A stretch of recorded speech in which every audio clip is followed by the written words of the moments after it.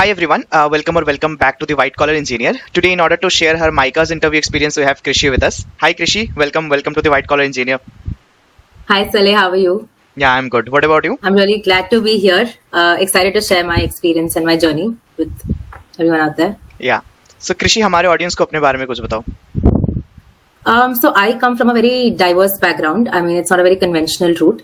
I have done my BA in political science from St. Xavier's College, Mumbai. I've been born and brought up in Mumbai itself. I was supposed to do my economics, and then I had like very different plans, but then I went into college and I loved the subject, and it's purely for the love of the subject and the faculty that I had that I chose a BA in political science. And then I got a campus placement at Deloitte. So I worked as a human capital analyst at Deloitte for like 1 year and 3 months. And from there, I decided to do my MBA. So that's how it's been, yeah. Right. So how are you feeling this transition? Like it's a totally different, stepping into totally different worlds. How do you feel? Honestly, I get the imposter syndrome all the time. Like, I'll be very honest about that. Yeah. Because I have not really been a part of business. I've not seen business work out, or I've not really been in such a role where I'm observing business roles very closely. Right. I feel like I haven't had that exposure, but it's, it's the kind of exposure it will give me later on in life. Right. It's not like just about one field that I'm doing, like an international relations or like a public policy, which I was originally going to do. Yeah. But looking at the job market, I just made a few decisions that I just want to pursue my MBA first, and then like I'll see where it goes. So I do get an imposter syndrome from time to time, when I'm interacting with my peers, but it's getting better. Right. And Yeah. it's always good to learn new things, explore different fields, Yeah. and you never know where you will land after maybe 2 years or even after that. Yeah. Yeah. Right. So let's talk about MICA's interview experience, or if we go before that, the MICAT in particular. So how was the MICAT all about, Krishi? So MICAT is very different from your normal aptitude test that you give. You have you have 4 sections here. Right. You have 3 sections. I'm sorry. There are a total of 234 questions, which sounds like a lot, but it is honestly not a lot. Yeah. In the first section, you have a psychometric test. You have to quickly answer 150 questions in 30 minutes. So I think the idea there is to judge your values, your personality, how honest you are about your answers. It's just psychologically analyze you as a human being. Right. So there are questions like, it's all about your morals. So there's no right or wrong answer. It's about how consistent you are with your answers. Correct. So I'll just give a few examples of the questions. So there was a question that said that, have you ever been jealous of someone else's success? Okay. So you have to answer accordingly. And the same question will be asked in another way later on. Okay. So that, you have to be consistent with your answers. And this is like a prerequisite for going into the rounds further. So if you failed your psychometric, you don't really get a call from MICA, no matter how good your other scores are. So passing your psychometric is like essential. Right.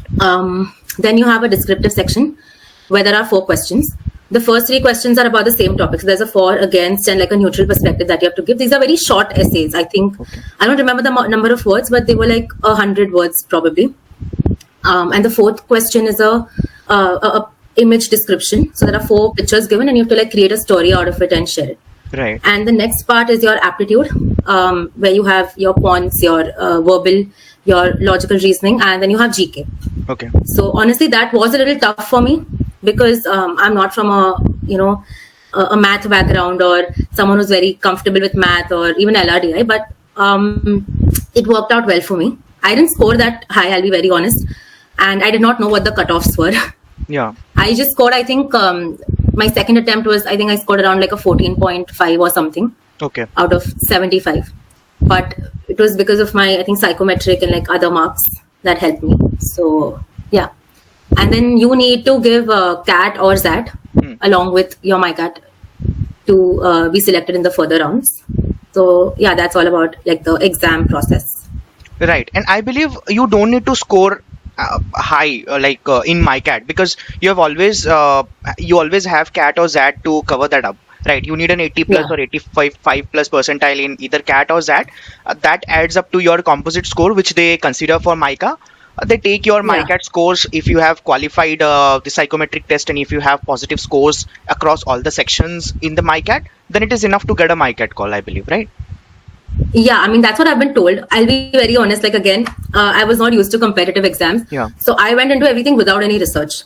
And it was my engineer friends, and friends who were like, who had given competitive exams before, who were like giving me all these stats and like telling me that, you're supposed to approach it this way. Right. But for me, as someone who's never given a competitive exam, who's never been in this field or situation, I just went into it blindly thinking that, okay, I'm just going to like do my best. I don't really care about the stats at that time. Right. So at that time, I didn't research a lot. It's later on that I came to that, you need to get a positive in each section to like pass and, all of those nitty gritty details. Correct.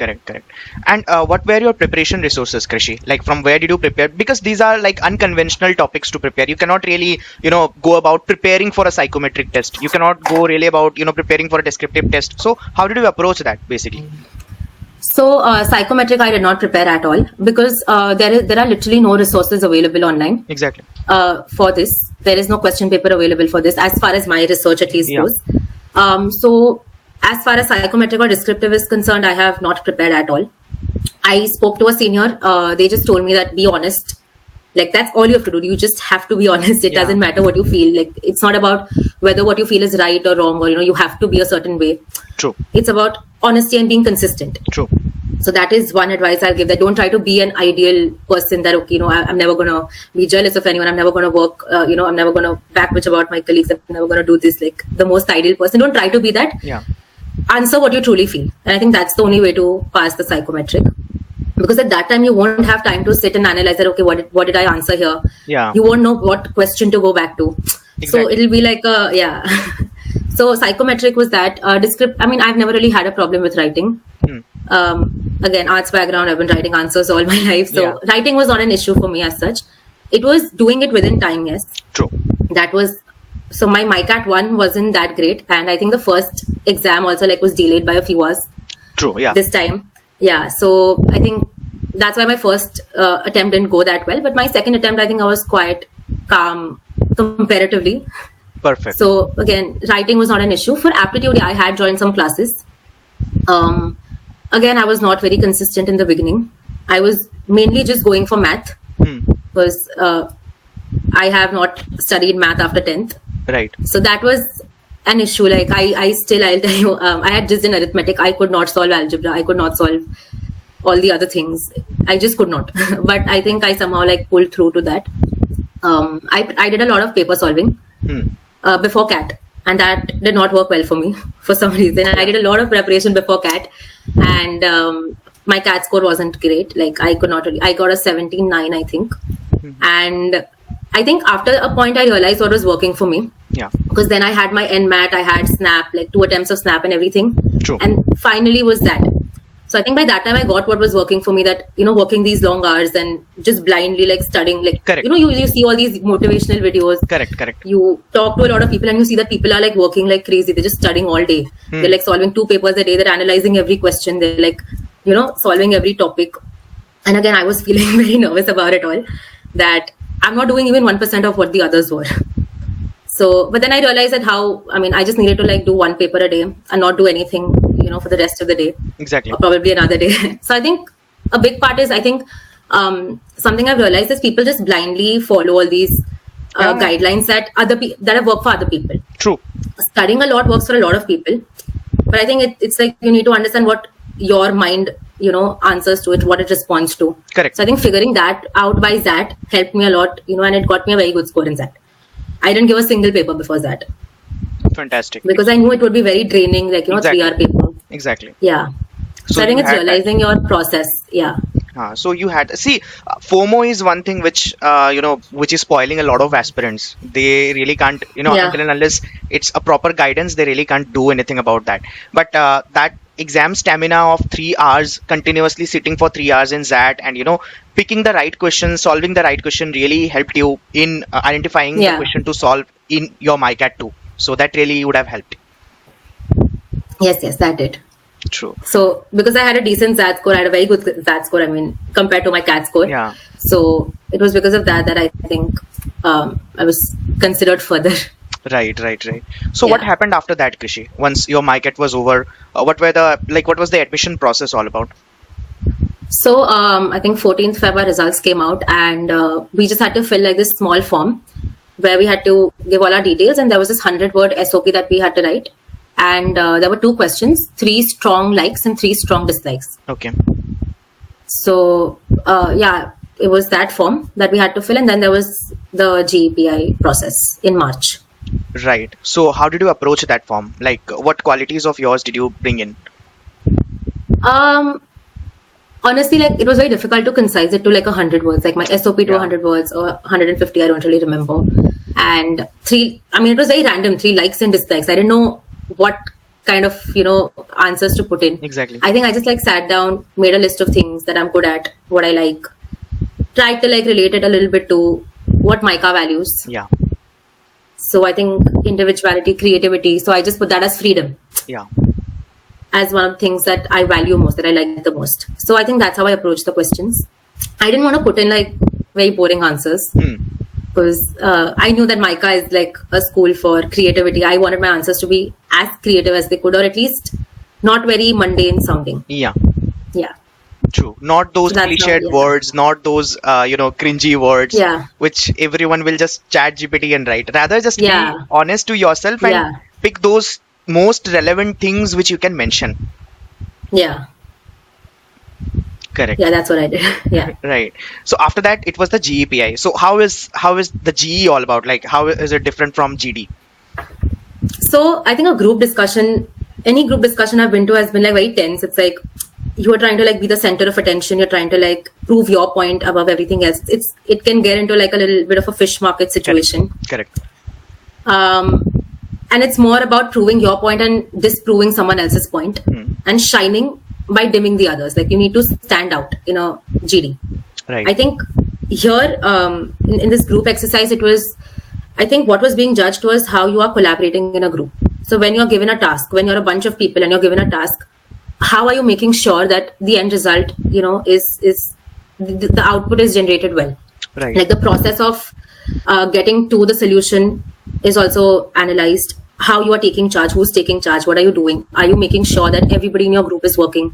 You're taking everyone's input and not just, shining alone, and you're taking your group with you.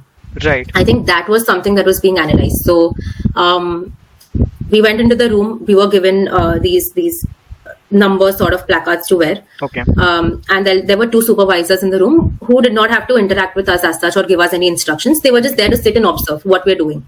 Okay. So I'll just tell you what my topic was. The topics are really unique. I mean, I'm sure you must have heard of them. They're not very conventional. Yeah. Where you sit down and you discuss. So our topic was that you are detectives who have to create a security plan for preventing heists. Okay. And that is all that was given. And there was like a table with a bunch of props, a chart paper, some sketch pens and stickers, and the whole thing. So in the beginning, I think all of us were a little confused as to like, okay, I mean, we don't really have to present it to them, but we have to like reach a solution. So we like grabbed our sketch pens and a paper and we like started planning everything. And what was being assessed was whether you're, how much of a leadership position you are in the group in such a short time, because we barely know each other. Yeah. So I think there were these little things that were being judged, and yes, that was what the GE was. And there were really interesting topics. I mean, there was one topic which was that you have to create a plan. You have to design a floating city, and there were poster makings, and there was one where you have to design a board game. So it's creativity, leadership, decision making, on the spot thinking, everything that's being judged in the group exercise. Interesting, quite interesting. So how did you prepare yourself for that? Was it really spontaneous, or you had a conversation with seniors, or what happened actually? Okay, I'll be very honest. I did reach out to a few seniors, but I did not know what sort of questions to ask, because I've never been in this situation. So I asked for a few tips, and this is what they told me. That just be yourself, make sure that, you're not speaking over people and, outshining someone in a way that, Right. So they just told me to like take charge, make sure like you're being a good leader and not like bossing everyone around. Right. So I think I just took that, and I mean, I'll be very honest, for all my other calls, I was so nervous. I mean, MICA was one of my later interviews. Yeah. So in the beginning, I had no idea how to go about it. I had not taken like, any of your formal like training for interviews or class. I had not done nothing. Yeah, I had done nothing. So, and I'm someone who's like very honest when I speak. It just like comes across that, okay, this is what happened. But then, my friends told me that, okay, you can't put it across this way. like you have to be a little diplomatic with your answers. You have to present yourself this way. Right. So I was always very nervous before an interview because, you know, there's this image in your head that, okay, I can't say this, or, you know, if they ask me this question, I have to answer like this. I can't show that these are my weak points. I have to show this, you know, a lot of thoughts and a lot of advice that had been given to me. But for MICA, everyone just told me, like, be yourself. True. And this is, yeah, so I did not prepare for MICA. This is one college I did not prepare for because I knew that if I would prepare, if I would make up answers, I would be very nervous while I'm giving the answers. Exactly. So in the first few interviews, I realized that if I'm rote learning my answers or if I'm like sticking to certain keywords, that's like ruining my flow and that's like making me even more nervous in the interview and that's ruining my interview at the end of the day. So yeah, I mean, I need to, you cannot just pretend to be someone else when you are truly yourself, right? And it's not that you are not able to put your idea across, you are not communicative or something like that. You are. It's just that some colleges just don't, you know, they might be not liking your true honest self, which is again their problem, but that was not the case with MICA. So see, you are joining MICA, so that's the destiny finally, right? Yeah. Yes, that is, yeah. True.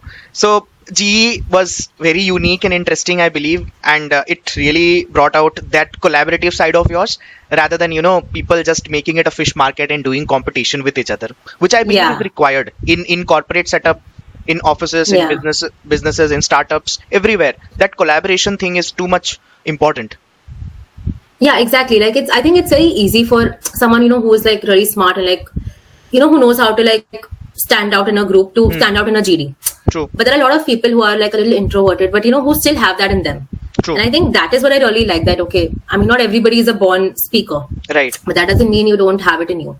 So I think this was a very good way, you know, where everybody is at ease. Like, you know, there's no competition amongst us. Correct. Like all of us are working towards the same thing. And then it's your individuality that shines. It's not what you're doing to the other person or bringing someone down or like trying to outshine someone else in the moment. So yeah, that really put, I think, all of us at ease. I think after a point, all of us were like at ease for the personal interview. Yeah. Yeah. So let's come down to the PI, Krishi. How was the PI? Like, what all questions were asked? What was the duration and how many panelists were there? Okay, so there were 2 male panelists and 1 female panelist. Okay. The minute I entered, I think they started off with an icebreaker. They asked me how my GE was. And that's how the conversation started. And I told them that, you know, I found the process very unique. Okay. And then they asked me that, okay, why did you find it unique? Mm-hmm. So that's how the conversation started. So I told them about, you know, how I felt like I fit in well. And, you know, like these are values that I stand for, or, you know, I believe in that. Mm. So I think that was a good icebreaker for them, even kind of getting to know me a little bit. Right.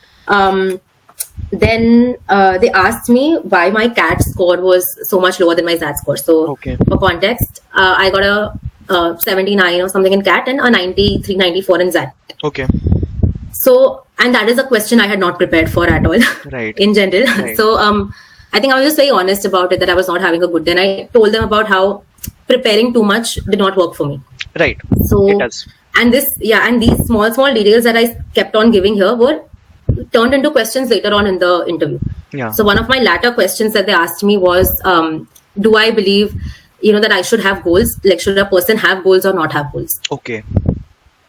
So again, so in the beginning, I was trying to be a little diplomatic, that, okay, you know, it depends. So they just asked me that, what do you think?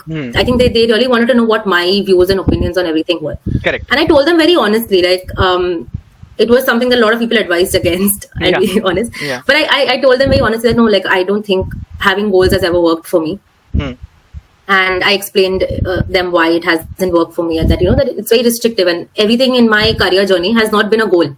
True. Working at Deloitte or doing political science was never a goal. It was through, you know, experimenting and learning that, okay, now I want to do this, now I want to do that. So if your mind is set on a goal, there is so much amount, you know, like the extras that you will miss out on. True. You will not experience a lot of things that could probably change your life. So I think my PI was quite philosophical that way. Yeah.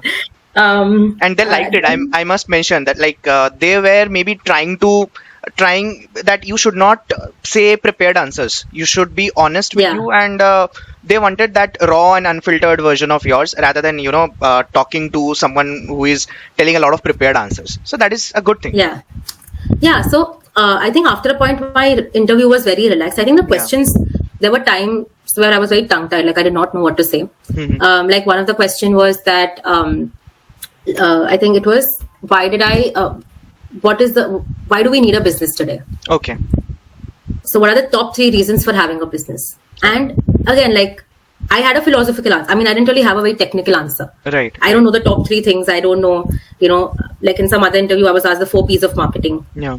So, I mean, I haven't studied it technically. So I was quite tongue-tied, but then I think I did tell them that, okay, I think these are the reasons. I don't know, like if this is what you're looking for. But I think there were some technical questions like these. Then they did ask me about my shift from political science to human capital consulting, and then why MBA in marketing and why not. Right. So then they asked me that, what are your long-term goals? Like, why do you want to do an MBA? Okay. And so I said that it's because obviously eventually I would want to have a business one day if it works out, if I have interest, if I have an idea sometime later in the future. And they even then asked me, then why not just invest in something right now? So I spoke to them about how I have an interest in photography. So they asked me, why don't you just open a studio right now? Okay. And save like a lot of money, because you're spending a lot of money on an MBA. So I think it was all these answers that I gave then. I wanted to learn nuances of business first.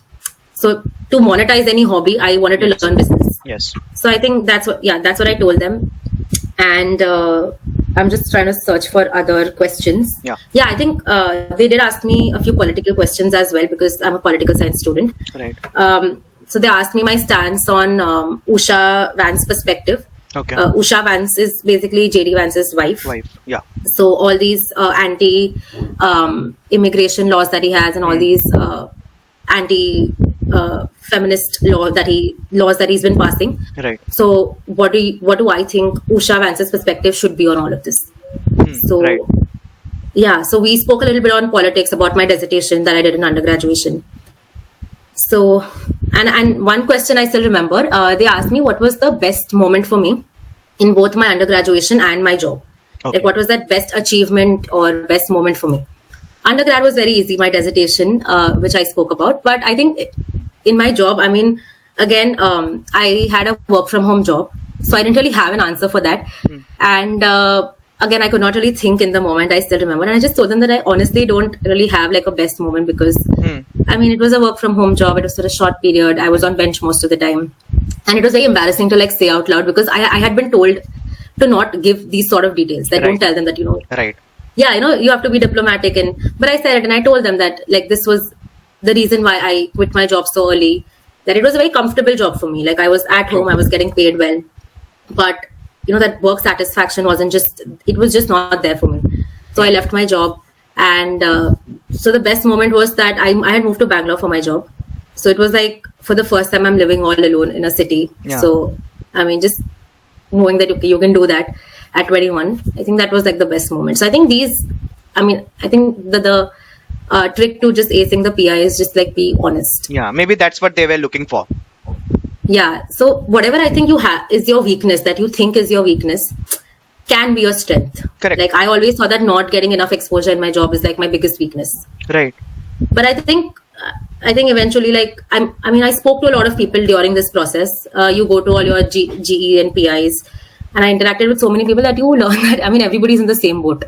True. At the end of the day, like there are some things that everybody is a little insecure about, or not very sure about. So I think it's just, I spoke to a lot of people. It grounds you. It just like brings you back to reality that okay, everybody's going through the same shit.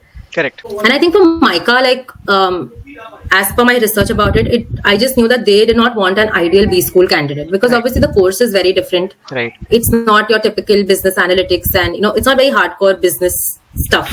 True. About finance and HR and all of that. So I knew that if my answers are creative enough, if I'm just showing my individuality, and that is what my seniors told me. Right. That just be honest about things, show your individuality, don't try to like be an ideal candidate and have all the perfect answers and like perfectly tailored answers without any flaws. Like don't do that. And I think I took that advice, which helped me the most. Fantastic, Rishi. So on what note did it end basically that time? So after all the political questions and everything, they asked, I think the interview went on for about half an hour, if I'm not wrong. Okay. And they asked me if I had any questions for them. And I asked them a question about, the use of AI in creativity. Like, to what extent is it, because it is actually helping a lot. Right. It is. So to what extent does MICA as an institution support it or allow it in projects? I mean, it does make, it's a little bit of more of smart work. Yeah. So is that permitted? So that's what I asked them, and we had a small discussion on that, like what their stance was. And that's how the interview ended. All right, Krishi. It's been a pleasure hosting you, and thank you so much for coming to the White Collar Engineer and sharing your interview experience. Before wrapping up the video, any particular tips which you would like to share with our juniors? I think more than tips, like I think just one thing that's really helped me is understanding myself during this process. Like, don't blindly follow what some YouTube videos telling you. Understand your process, know what works for you, put in that much effort that you're not, wasting all your energy into something that's not really working for you. Right. So obviously study, like all of that is there. But if it's for MICA, I would say that don't rote learn your answers. Don't try to be an ideal B school candidate. Don't give what every other candidate is giving. I think put a lot of emphasis on showing your individuality. Go out of your way to show that, because they won't just know you in one conversation. So you have to make sure that you're saying the right words. You're bringing out your true self in front of them. Yeah. And it's MICA, they want to know what, who you are and not who you should be or what an ideal candidate should be. So just be honest. If you don't know something, like take a minute. I think the panelists were really understanding. They were very warm and welcoming. They weren't really grilling. They did cross question a lot. So it's not like they weren't questioning you. They were looking at every answer in detail, but like it's very warm. You can like take your time and show your creative side, frame your answers with values, MICA, appreciates. Yeah. So just it's a school about storytelling. So make sure you know how to tell your story well. I think that's all I can say. Fantastic, Krishi. It's been a pleasure hosting you, and we wish you all the best for your future endeavors. Thanks again for sharing your interview experience. Thank you so much for having me here. Like, it's the first time I've said my story out loud to someone. So it was a lot of fun, and I hope this video can help someone, who's having an imposter syndrome maybe next year. It will. And, who's in the same boat, So yeah, I hope this can help someone. Yeah. Thank you so much for having me. All right, Krishi.